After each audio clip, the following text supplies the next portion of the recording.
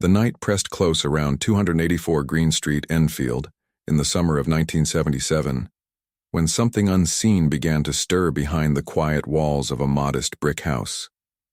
The streets outside were ordinary, children's laughter fading into the hum of televisions, the smell of rain-soaked asphalt, the flicker of a sodium lamp stretching across the cracked pavement. Inside, the Hodgson family tried to sleep. Peggy, a tired single mother, Janet and Margaret restless in their shared room, Johnny and Billy murmuring in half-dreams. Then, a sound. 3 sharp knocks against the wall, measured, deliberate, as if some hidden rhythm tapped from the other side. Peggy rose, thinking of pipes or rats, but the knocks came again, louder, closer, crawling across the plaster until the wardrobe began to tremble. The air thickened, carrying with it a chill that did not belong to August. When she turned the light on, the wardrobe shifted, scraping the floor by itself. She froze. The girls screamed. And in that moment, the Hodgson house ceased to be ordinary. It became a stage for something that refused to remain unseen. If you believe that some houses remember what we try to forget, leave a comment below. Within hours, word spread through Green Street like static over a dead radio channel. The neighbors came, skeptical but curious, their flashlights cutting through the gloom as Peggy tried to explain what had happened. The police were called, and among them, Constable Carolyn Heaps, who would later swear under oath that she saw a chair slide several feet across the floor with no one near it. That night the air seemed charged, every light bulb flickering with quiet protest. Even the smallest sounds, a creak, a sigh, felt amplified, as though the house itself had grown ears. For the Hodgsons, sleep became a luxury. The children whispered prayers beneath their blankets while Peggy paced the hallway, clutching a rosary. Strange knocks echoed from inside walls, drawers slammed, toys were hurled. And once, Janet claimed she felt invisible hands grip her ankles. By the third night, she began to dream of an old man in the corner of her room, his eyes milky, his grin rigid. She woke screaming, and every photograph on her bedroom wall had fallen to the floor. In the days that followed, reporters and neighbors alike would step into that small council house and swear they felt it. A heavy, watching silence that did not belong to any living thing. The Society for Psychical Research arrived like weary paramedics of the uncanny. Maurice Grosse, a gentle grieving engineer with a soldier's posture, and Guy Lyon, Playfair, a journalist turned investigator whose patience could cut glass. They set up base in the Hodgsons' cramped sitting room, stringing wires like cobwebs, reel-to-reel recorders, electromagnetic sensors, thermometers, flash units rigged to trip at the slightest motion. Grosse opened a stiff notebook and began to log everything: the hour a marble leapt from the mantel, the temperature dips that came like breaths from a basement that didn't exist, the cadence of raps that seemed to answer questions. 2 for yes, 1 for no, he tried, and the house clicked back at him with the odd rhythm of a blind telegraphist. The phenomena orbited Janet, who was 11 and unprepared for the attention, her hair often crackling with static as if a storm had taken a liking to her.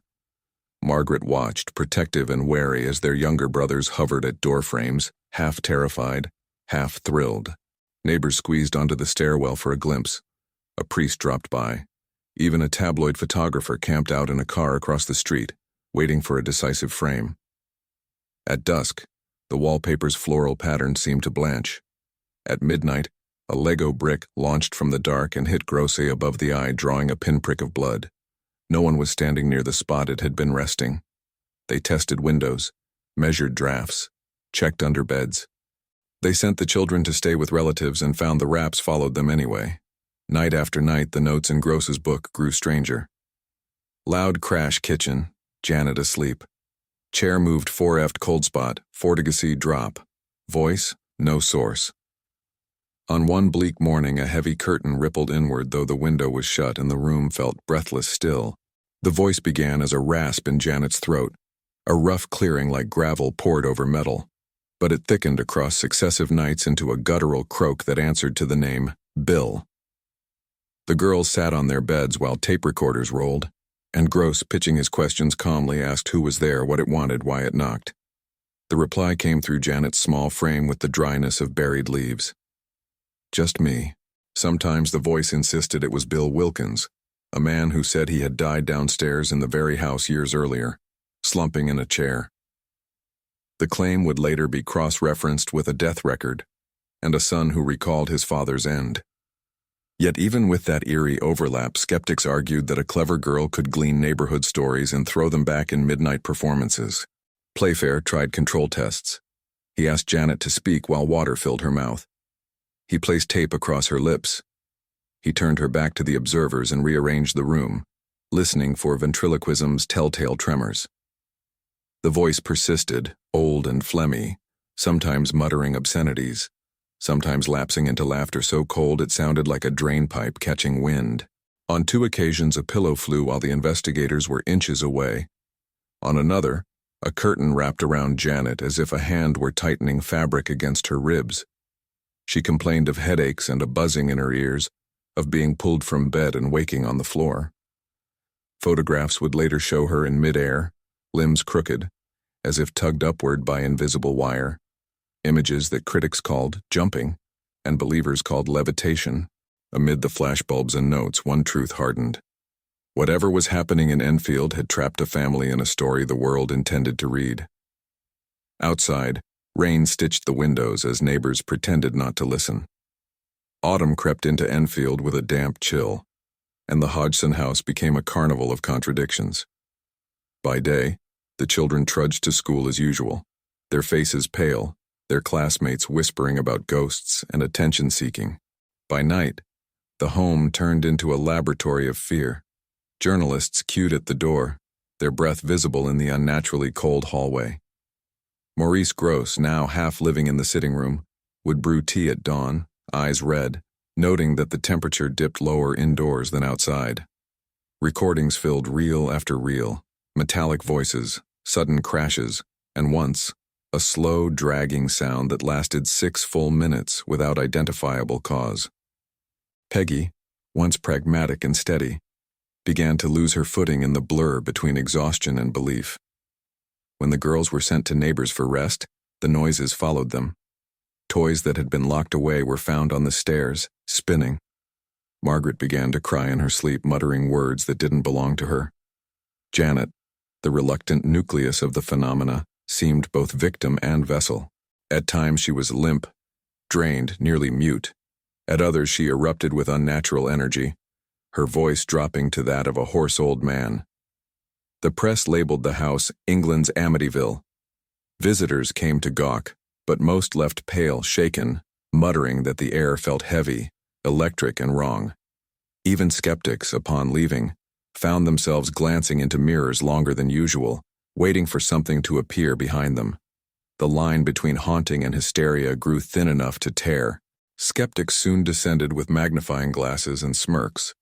Among them was Anita Gregory of the Society for Psychical Research, sharp-minded and unsparing, who suspected deception and set out to prove it. She documented inconsistencies, noises occurring only when no one was watching. Janet caught bending spoons in a photograph and a sudden calm whenever the camera stayed rolling too long.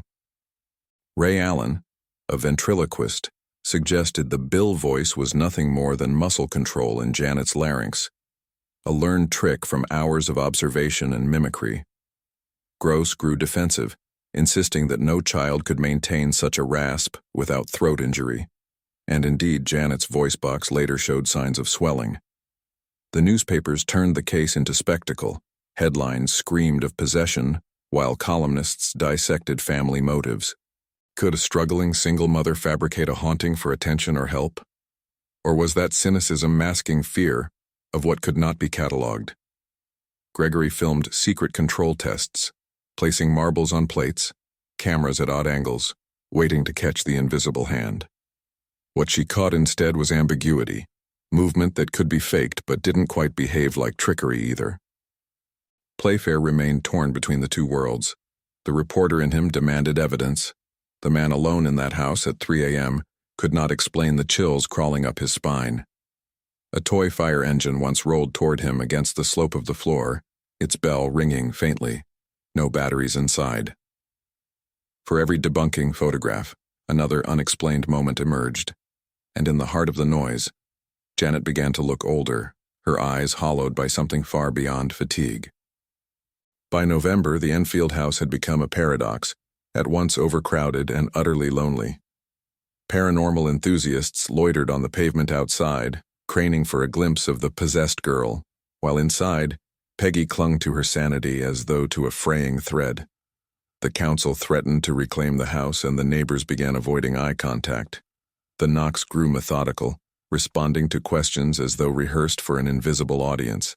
One night, Grosse called out into the dark, "Are you trapped?" The answer came as a triple thud on the wooden floorboards, then a silence so deep it hummed in the bones. Janet began to speak of them rather than it. She said there were voices in corners, shadows that shifted like breath on glass. At times she would stare past the investigators, her pupils dilating as if recognizing someone unseen.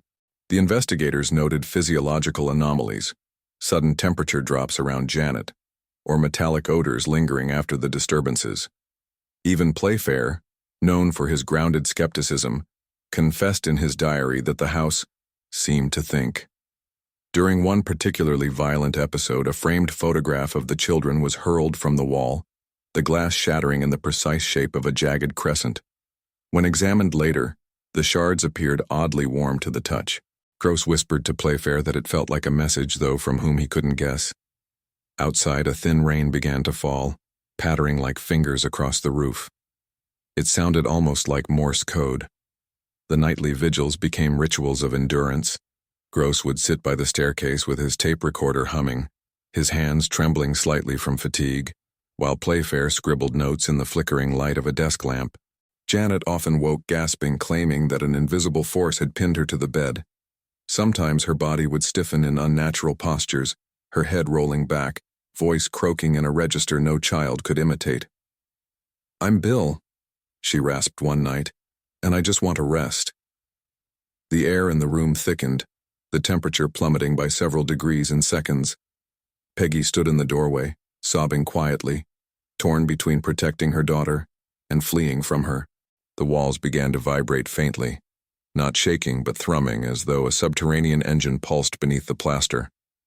Grosse asked gently, "Bill, what keeps you here?"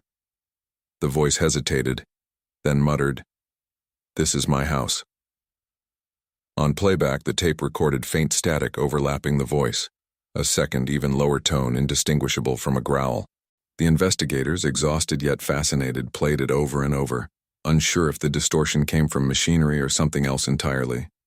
Janet's health declined. Dark circles etched under her eyes, her movements heavy, her laughter brittle and short-lived.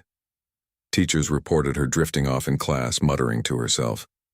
Yet when asked what she remembered of those nights, Janet only said, "It wasn't me." Her denial was not defensive, it was frightened, almost pleading, as though she too feared the answer. December blanketed Enfield in fog thick enough to swallow entire streets. Inside 284 Green Street, the family clung to routine as a kind of exorcism. Breakfast, school, tea, bed. But even these gestures had begun to feel performative, desperate. The investigators rotated shifts, sleeping in armchairs, trying to catch a full manifestation on film.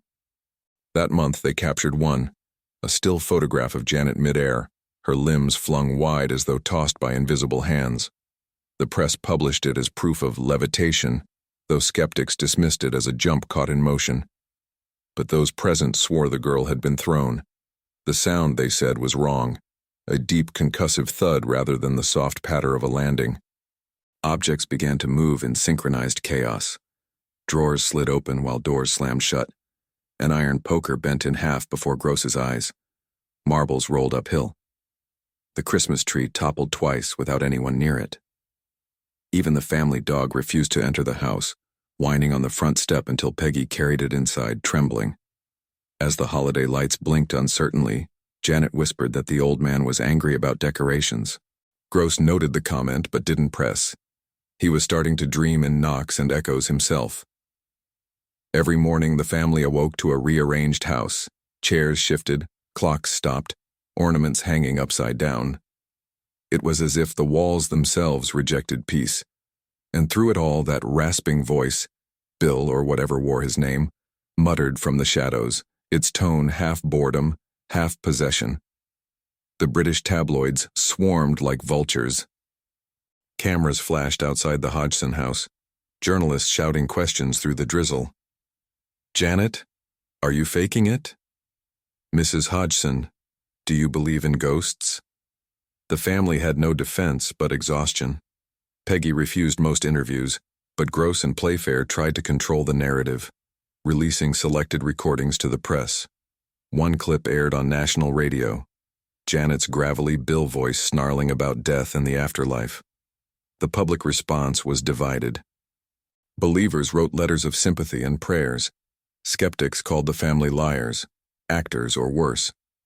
When the BBC attempted to record in the house, their equipment malfunctioned. The tapes hissed and warped beyond repair. Engineers blamed magnetic interference. Others whispered of something more deliberate. The Society for Psychical Research, once cautiously supportive, began to fracture internally. Some accused Grosse of gullibility, of becoming emotionally entangled after losing his own daughter in a car accident months before the haunting began. They claimed grief had made him vulnerable to suggestion. Yet those who visited the house, even briefly, rarely left unaffected. Cameras jammed, watches stopped, and one reporter fainted after a marble struck his temple seemingly out of nowhere. The chaos deepened the Hodgsons' isolation.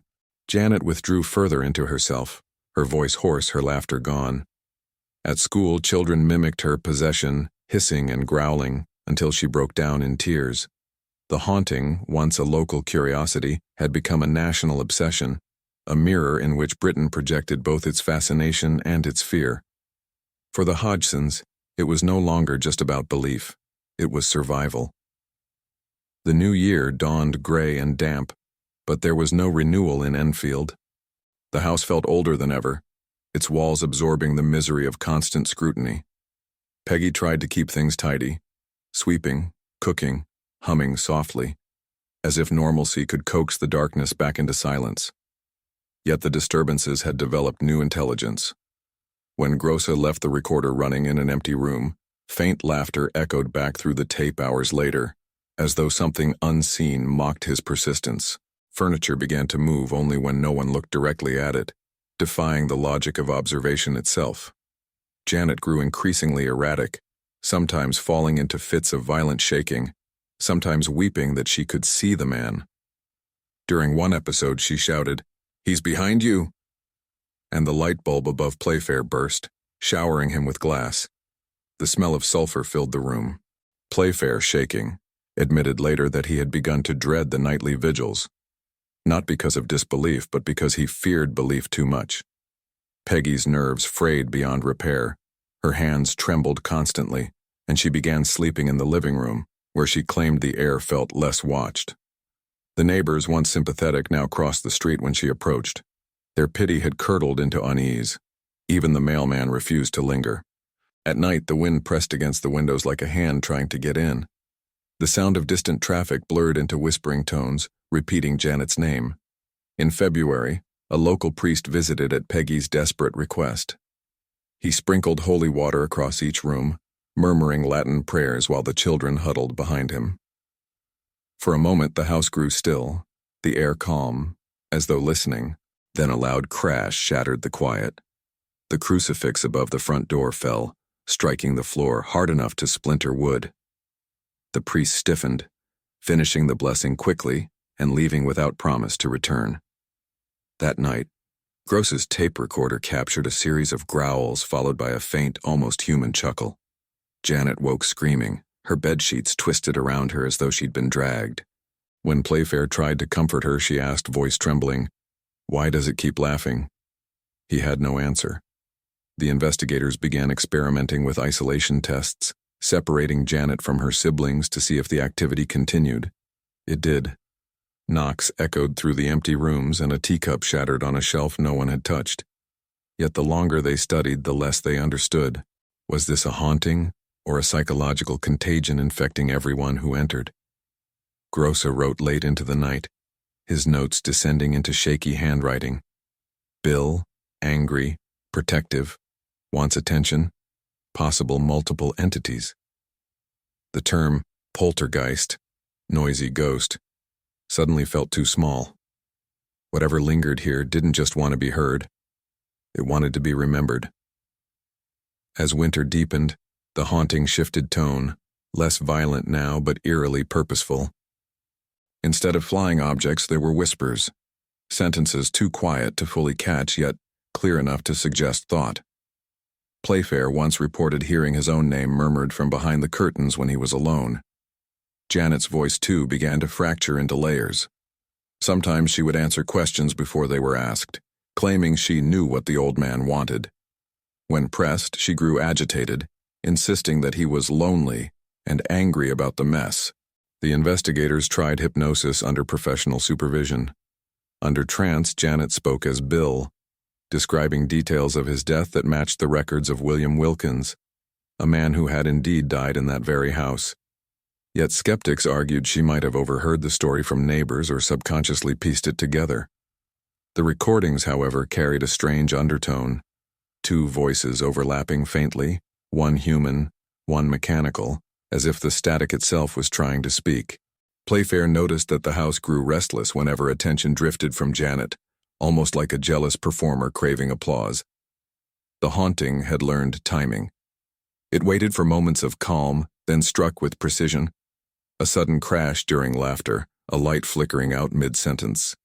"It feeds on attention," Grosse muttered once, staring into the darkness of the hallway. "It wants witnesses." The thought chilled him more than any noise could.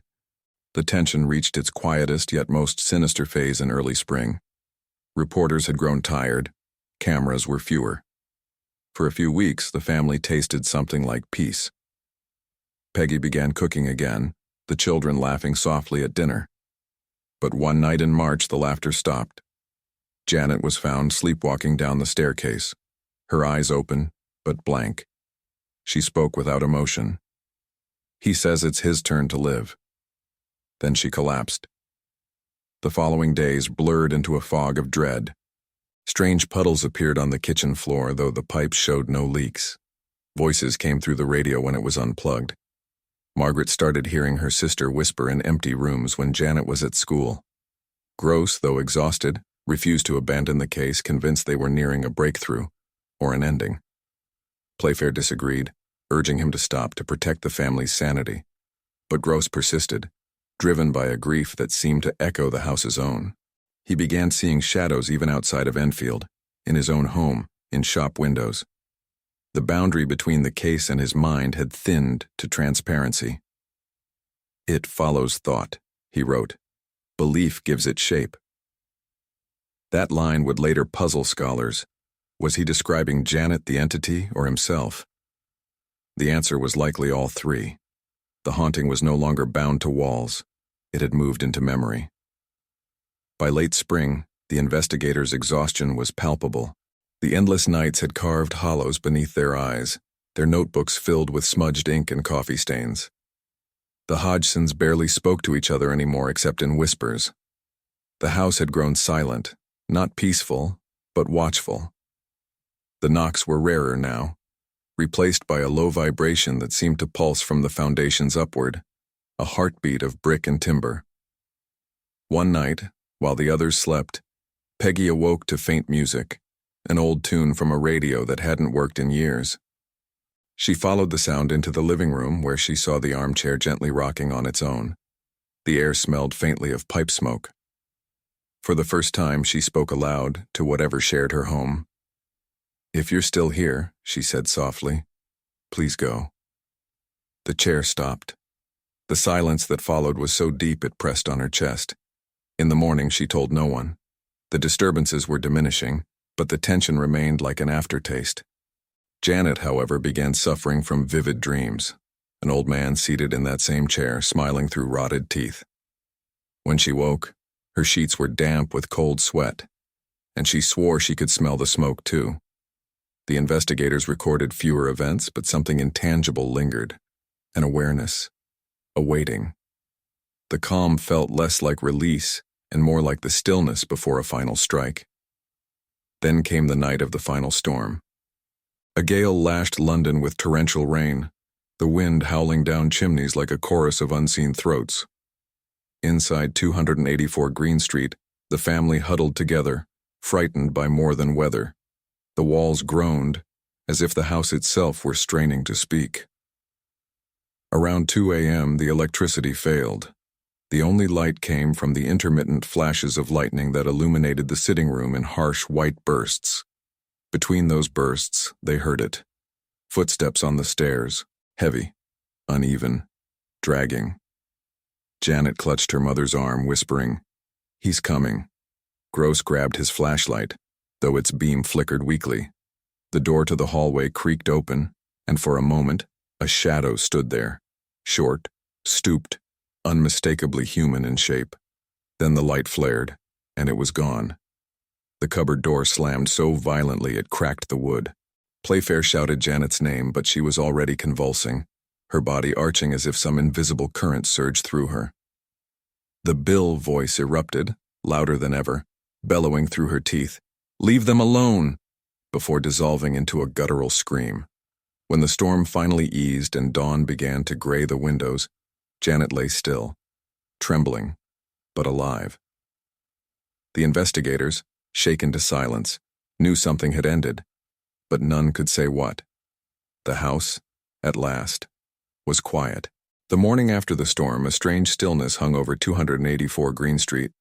No knocks, no cold drafts, no whispers. The air itself felt emptied, as though the house had exhaled for the first time in months. Peggy moved cautiously from room to room, half expecting some new trick, but nothing stirred. Janet slept deeply for nearly 20 hours, her breathing shallow but peaceful. When she finally woke, she asked the time, then began to cry without knowing why. "It's quiet," she said. "He's gone."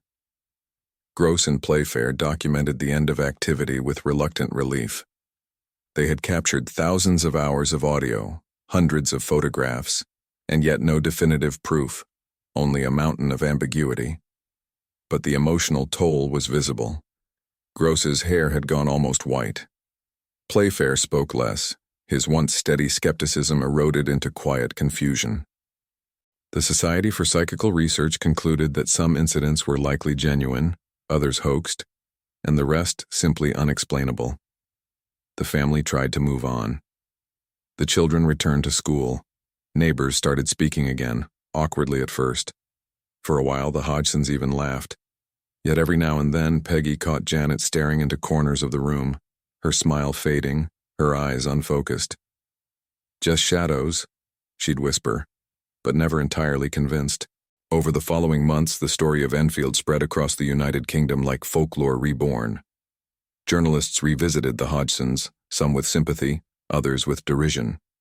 Skeptics dissected the evidence on television, pointing out inconsistencies, the trick photographs, the contradictions in witness accounts, the occasional confessions of childish pranks. Yet those who had stood in that house spoke differently when the cameras stopped. A BBC sound engineer admitted off-record that his tapes had captured something breathing near his microphone when no one was in the room. A neighbor claimed she saw Janet lifted clear off her bed, her nightdress fluttering as if underwater. The contradictions became part of the legend itself. To the believers, the case proved that death could leave residue. To the skeptics, it was a study in mass hysteria. For Peggy and her children, it was neither. It was survival, etched into memory. They had lived 18 months under siege from something unseen, something that played with the fragile rules of reality. Years later, Janet would tell interviewers she felt both haunted and chosen, as though some invisible thread had tied her to that house forever. "It never really left," she once said softly. "It just learned to be quiet." Years passed, and 284 Green Street resumed its disguise of normality. New tenants moved in, repainting the walls, replacing the carpet, erasing what could be erased. But for the Hodgsons, the haunting lingered like a scent. Janet, now in her 20s, tried to avoid the subject, though interviewers sought her endlessly. In some recordings, her voice trembled as she insisted, "It happened. All of it." In others, she admitted that some events had been exaggerated, that she and Margaret occasionally added to it when the pressure mounted. But her tone carried guilt rather than deception, as though confessing not to lies but to complicity with something larger. The skeptics pounced on these contradictions, declaring the entire case a hoax, while believers countered that fear itself distorts memory. Lyon Playfair published his book, This House is Haunted, defending much of the evidence but acknowledging the unresolvable duality of truth and fabrication. Maurice Grosse, older now and frail, continued to visit the family. He would sit quietly in the familiar living room, gazing at the armchair that had once rocked on its own, perhaps wondering whether grief and belief were ever truly separate. The old house no longer made noise, but its silence was not peace. It was secrecy. Beneath the fresh paint and new furniture, the wood still remembered. The Enfield Poltergeist had by then become a cultural specter. Television specials recreated the events with melodrama. Newspapers recycled the photographs each Halloween, and filmmakers saw in the story an inexhaustible well of terror. Yet what truly haunted people was not the levitations or the gravelly voice. It was the question of sincerity. Could a frightened child, burdened by loss and attention, manifest chaos powerful enough to shake a nation's belief system? Janet's adult interviews revealed something deeper than tricks or trauma, an uneasy awareness that she had become both witness and participant, both victim and storyteller. "Sometimes," she confessed, "I felt like it was using me, and sometimes I think I was using it." The line encapsulated everything the investigators, skeptics, and journalists had failed to articulate. The haunting was not just an external force, but a dialogue between grief, attention, and fear. Decades later, even those who denied the supernatural admitted that Enfield had changed them. The tapes, when replayed, still sent shivers through studio speakers. The knocks, faint but rhythmic, seemed to pulse like a heartbeat trapped in magnetic tape, proof of nothing, yet impossible to ignore. Somewhere within those frequencies, an old man's voice still rasped, "I just want to rest." Maurice Grosse never truly escaped Enfield. Even after the disturbances ceased, he remained tethered to the case, returning periodically to 284 Green Street like a pilgrim visiting a ruined shrine. He continued to record in empty rooms, leaving microphones running overnight in hopes of catching the faintest echo. Sometimes, he claimed, the tape still captured a single knock, soft, distant, almost polite. Whether it was settling wood or something more, he couldn't decide. His colleagues in the Society for Psychical Research regarded him with uneasy respect. They saw his obsession as both devotion and delusion. Yet Grosse's grief was the quiet axis of it all. His daughter had died suddenly not long before the haunting began, and some whispered that his search for proof of survival was a father's desperate bargaining with the universe. He denied it, of course, but his notebooks told another story. If they can speak through Janet, then maybe, just maybe, mine can speak through someone too. He passed away in 2006, and at his funeral, Playfair reportedly heard a single knock echo through the chapel wall. Coincidence, perhaps. But Playfair wrote later, "I didn't turn to look. I already knew where it came from." Lyon Playfair lived long enough to see his story transformed into film and television. The Conjuring 2, dramatizations, documentaries, all claiming to reveal the truth of Enfield. Yet none captured the actual atmosphere, he said. The exhaustion, the smell of damp wallpaper, the way the night itself seemed to breathe. In interviews, he spoke of those months not as horror, but as endurance. "We didn't battle evil," he said once. "We battled confusion."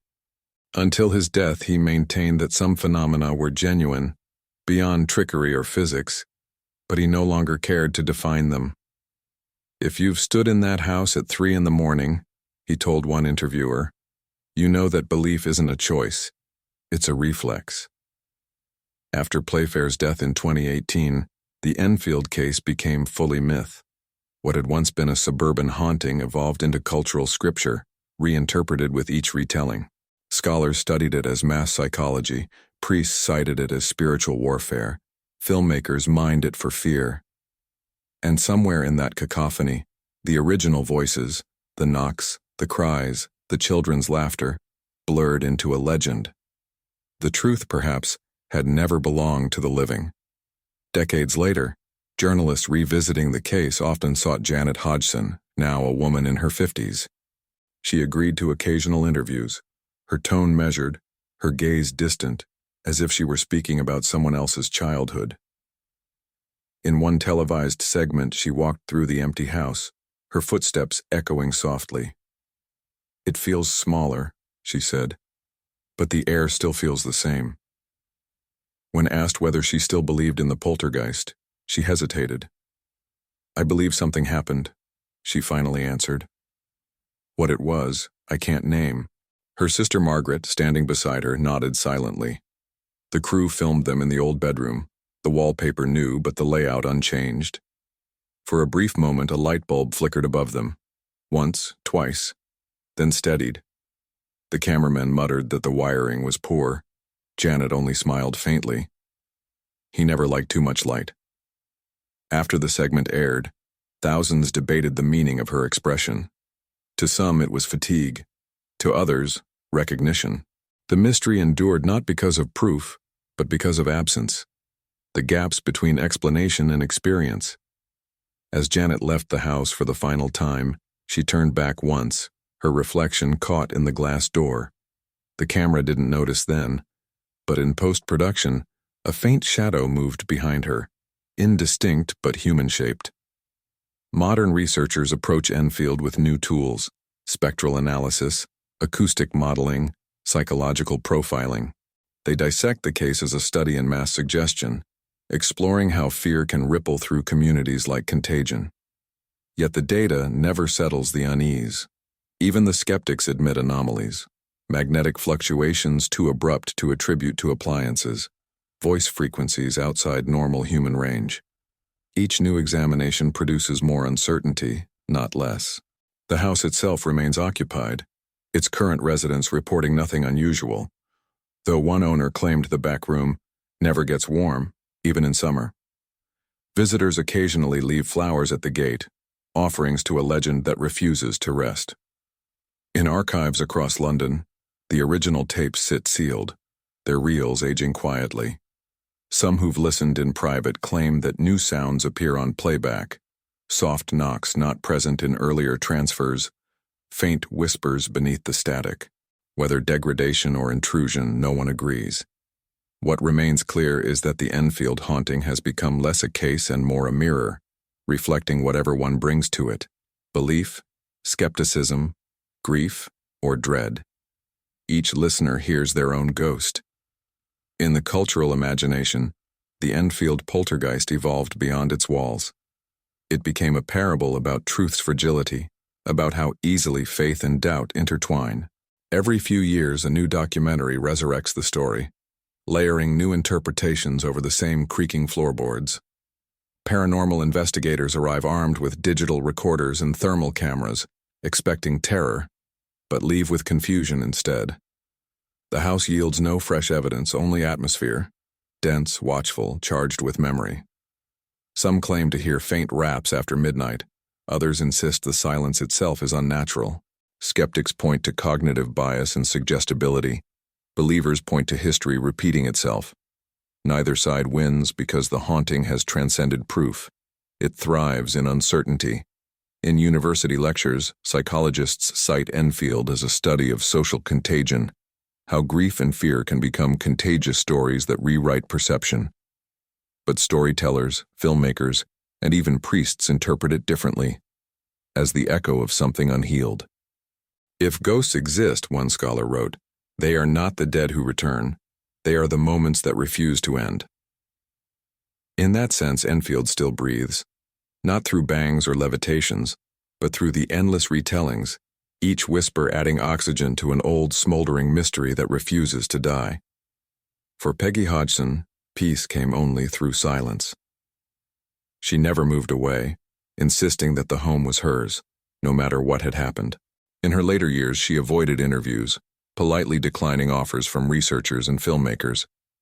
"It's over," she would say, though her eyes often drifted to the hallway, as if listening.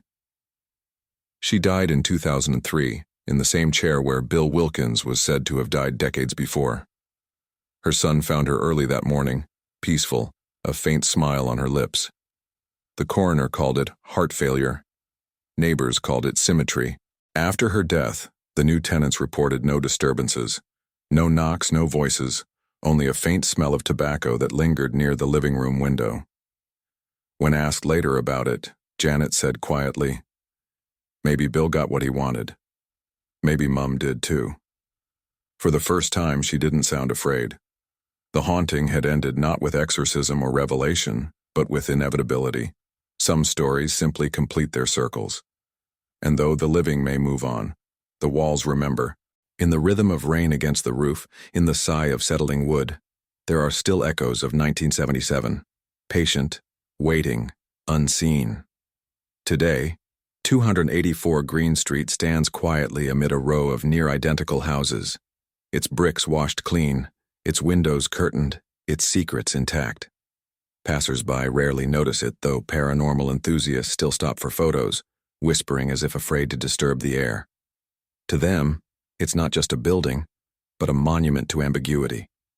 Some leave offerings, rosaries, candles, even toy marbles wrapped in tissue, as if acknowledging an old truce between the living and the unseen. The house gives nothing back. Yet locals speak of strange coincidences, flickering porch lights, echoes that seem to answer footsteps. The faint murmur of children's laughter carried on still nights. It could be imagination, or it could be memory asserting itself. After all, the mind is a perfect haunting ground, its corridors longer than any hallway.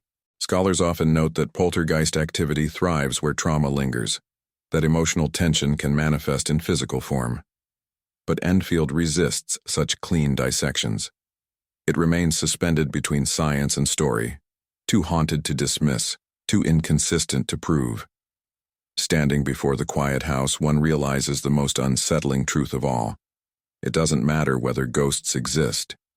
What matters is that people keep looking for them. Every haunting is also a reflection of its witnesses. The Enfield Poltergeist became what people needed it to be: proof for the believers, folly for the skeptics, therapy for the grieving. Maurice Grosse sought his daughter's voice and found uncertainty instead. Playfair searched for truth and found the limits of observation. Janet, at 11 years old, simply wanted the noises to stop. Yet their desires fused into something collective, a myth of survival disguised as fear. Decades later, psychologists call it shared narrative trauma, the way stories evolve to contain pain too large for one person alone. But even that explanation feels inadequate. There is something uniquely human about wanting meaning in chaos, about mistaking echoes for messages. The Enfield case endures precisely because it refuses closure. Like a question whispered into an empty room, it waits for someone to answer, and each generation does. Scientists with instruments, filmmakers with lenses, audiences with trembling hands hovering over the replay button. The haunting persists not in the house, but in the retelling, in every voice that dares to ask, what if it was real? The legend of Enfield now belongs to time, layered like dust upon the city's memory. It endures in whispers exchanged by taxi drivers, in late-night documentaries narrated in solemn tones, in the collective pulse of curiosity that refuses to fade. In classrooms, it's a study of hysteria. In ghost tours, it's sacred lore.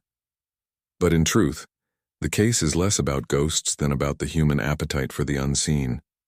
When we peer into darkness, we project what we fear, and sometimes what we need. The Hodgson's ordeal captured that yearning perfectly. A mother's desperation, a child's confusion, investigators chasing redemption through the fog of doubt. The Enfield Poltergeist became a mirror through which Britain glimpsed its own anxieties. Post-war uncertainty, loss of faith, the crumbling of domestic sanctity. The knocks and voices were perhaps the sound of that fear made audible. And still, when those recordings play, even through the hiss of age, there's a timbre that unsettles logic. A rough, hollow rasp that doesn't quite sound human, yet not fully machine either. Between the static, one phrase sometimes reemerges, almost too faint to hear. I just want to rest. Whether that plea came from the dead or from the living is the real question, and perhaps it has always been the same answer. Night falls over Enfield much as it did in 1977. The streets hum with the same soft electricity, and the house at 284 Green Street remains an ordinary silhouette against the London sky. Inside, the present tenants sleep peacefully, unaware, or pretending not to notice, the occasional creak of the staircase, the sigh that moves through the walls when the wind changes direction. Some mysteries fade. Others sleep with open eyes. The Enfield Poltergeist rests among them, neither proven nor disproven, suspended eternally between story and silence. For those who listen to the old recordings, who read the investigators' notebooks, who stand on that pavement and feel the temperature dip, there is always the same whisper of uncertainty. Perhaps that's the true haunting, not the specter of a man long dead, but the persistence of doubt itself breathing softly through generations. The camera pans back, the house shrinking into shadow as the sound fades to a single, steady knock. Then, nothing.